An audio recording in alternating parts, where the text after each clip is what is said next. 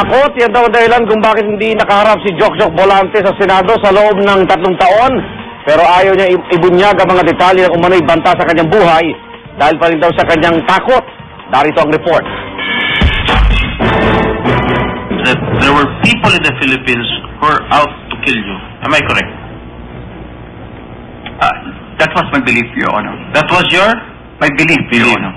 Kasama ba kami ni Senator Cayetano dyan? Ni Senator Rojas, ni Senator Lacson na gustong pumatay sa'yo? Kaya ayaw mo humarap dito sa Senado?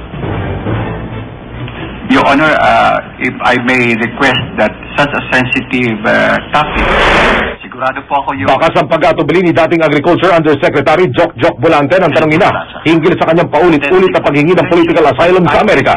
Sa sobrang araw sensitibo ng impormasyong hawak niya, humingi si Volante ng executive session sa Senado para masagot ang mga katanungan ito. Ang malinaw anya, nagtagal siya sa Amerika dahil kinwestiyon niya ang pagkaka-revoke ng kanyang visa noong March 2006. 4 na buwan bago siya arestuhin ng U.S. Immigration sa California. I have to go to the legal process. I fought for my rights.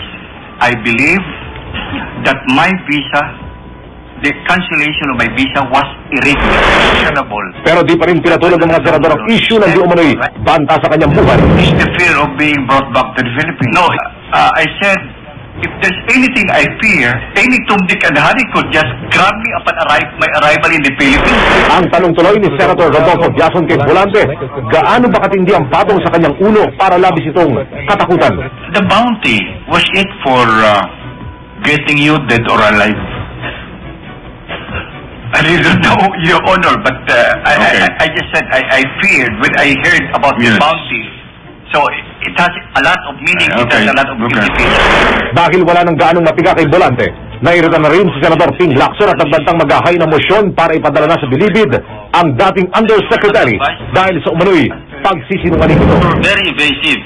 Alam niyo yung parusa sa being evasive under our rules? Sa pagtatapos ng pagdidig, agad na dinala si Volante sa Medical Services Room ng Senado.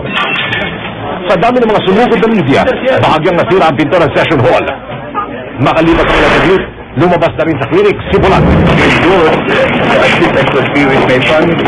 Para sa saksi, Emil Sumangil, nagulat.